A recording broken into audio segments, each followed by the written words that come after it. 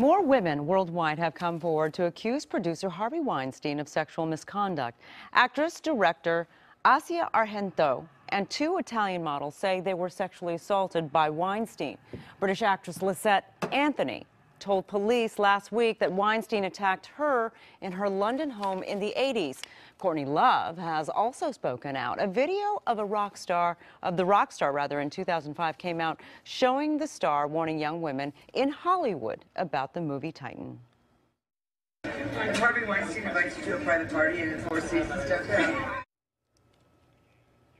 Love tweeted Saturday saying, although I wasn't one of the victims, or one of his victims, I should say, I was eternally banned by CAA for speaking out against Harvey Weinstein. Michael Moore and Harvey Weinstein are set to team up for the first time since 2004's Fahrenheit 9/11 on a President Donald Trump documentary titled Fahrenheit 11/9.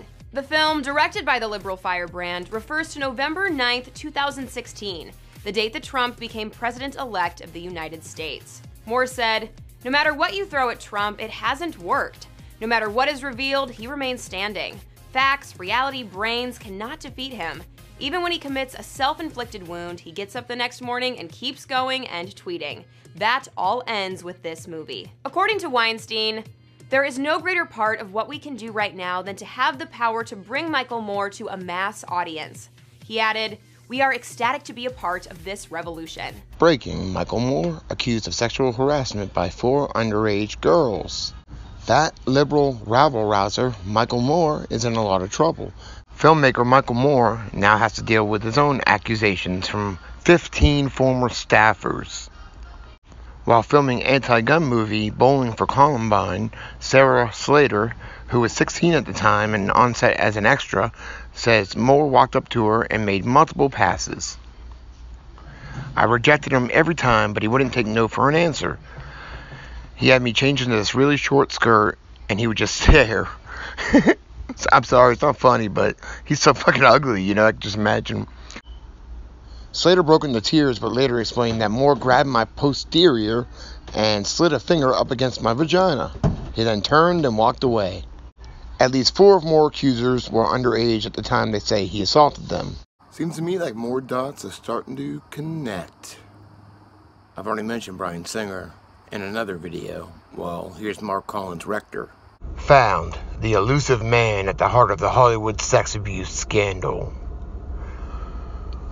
Digital pioneer Mark Collins Rector lost millions before he vanished, believing that movie mogul David Geffen wanted to destroy him. Now he's broken alone, but the sex scandal he left behind continues to consume Hollywood. Collins Rector had convinced almost everyone that he was a visionary. By 2000, he had raised millions for a precursor to YouTube called Digital Entertainment Network, or DEN. With the pioneering idea to distribute video entertainment not through theaters or television, but on the internet.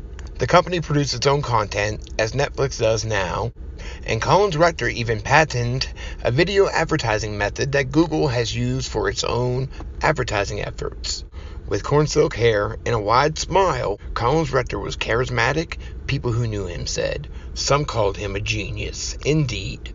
Collins Rector might today be a Silicon Valley titan, if not for one thing, his fascination with young and often underage boys. Running his business out of an LA mansion, he and 2 of his business partners, his boyfriend at the time, Chad Shackley, and former child star Brock Pierce, who is now a board member of the Bitcoin Foundation, hosted lavish parties attended by Hollywood's gay A-list. Their guests included relative newcomer Bryan Singer, now the director of the X-Men movies, and legendary media mogul David Geffen, both of whom were investors of DEN. It was at those parties that Collins Rector and others allegedly sexually assaulted half a dozen teenage boys, according to 2 sets of civil lawsuits, the first filed in 1999 through 2002, and the second in 2014.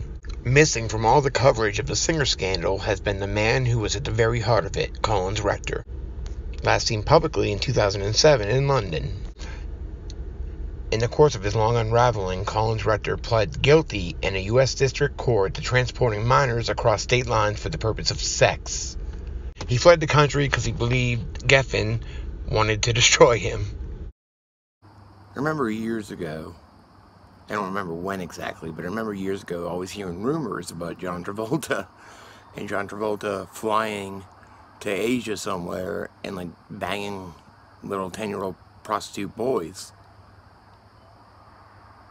I don't know where I first heard it, but I always heard that. I love him as a woman in Hairspray. Just can't stop my knife and fork when I see a Christmas ham. Well, he's been accused too. So as shit started pouring out, somebody on Twitter, Marky Hutt, I guess he's a male masseuse. In the summer of 2010, I received a call to do an on-site massage at the Hyatt Hotel in Rochester, where the actor was looking at homes. At Kuka Lake, Finger Lakes. And when I arrived in the room, John Travolta was on the bed, naked under a towel, smoking a cigar, watching gay porn on his laptop.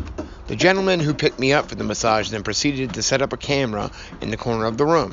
As I set up my oils and massage table, long story longer, halfway through the massage, John Travolta proceeded to rub my ass and grab my crotch over my jeans. After verbally telling him no, letting him know that I was extremely uncomfortable, Travolta went on to say, "Come on, nobody will ever find out." Sorry. "Come on, what do you want, more money?" "No one will find out." After Travolta, it's not funny, but it's fucking John Travolta. After telling Travolta I've had enough, and I was cutting the session short, he proceeded to go in his luggage and handed me close to $2,000. I left shortly after and contacted the Rochester Police Department, where they did nothing. This is why many men and women do not come forward, especially men. The stigma that a man can be sexually assaulted while on the job is basically taboo and unheard of. I've been publicly silent for 7 years, while my lawyers, the Bressler firm, wasted a lot of time with John Travolta's lawyer, Marty Singer, trying to reach a resolution after many private meetings and multiple settlement offers, and getting the runaround. The statute of limitations to New York eventually expired. At first, I didn't want my name mentioned, and I did not want to do this publicly. I wanted to go about this as quietly as possible, for obvious reasons. But knowing what I know now and gathering so much strength and power, I would want nothing more than to take JT to court and expose John Travolta for the sick pervert that he is. I wish I could have done this sooner. I wish I would have done many things. But I'd like everyone to know that these Hollywood men are protected by many people with a lot of power. But I refuse to stay quiet. And I refuse to be bought. Harvey Weinstein is not the only pervert in Hollywood. I just wish I would have had my day in court. And I will, one day. Now this one is speculation, but a lot of people are saying it online. It's speculation though, that Corey Haim's molester is Rob Reiner. Josh Lacash, didn't you supposedly rape Corey Haim / run one of Hollywood's biggest pedo rings? And then I found this. Haim had read for River Phoenix's role in Stand By Me while eating lunch in director Rob Reiner's backyard, and got the part same day he was offered Lucas. He later said he would not have changed his decision. See, as a baby, Rob was routinely beaten by his father, Carl. On a typical night, Carl would slip into Rob's bed, roll him over, swab him down, and say something like, "I'm thinking about hiring Maury Amsterdam to play Buddy Sorrell. What do you think?"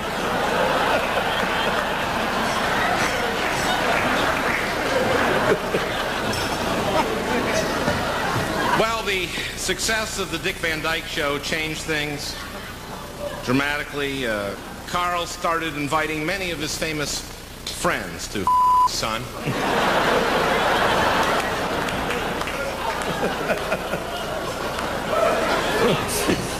Oh, man, What what's up, good with bro?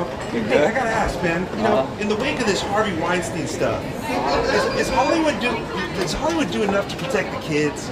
You know? Does Hollywood do enough to protect kids? Yeah, child actors. You know, Absolutely not. No, really. It's horrible. That's why I wouldn't advise anybody to put their kids into the workforce. You were young when you got into I was grown though. I had already been arrested 5 times by the time I was on TV. Hey, so do you think?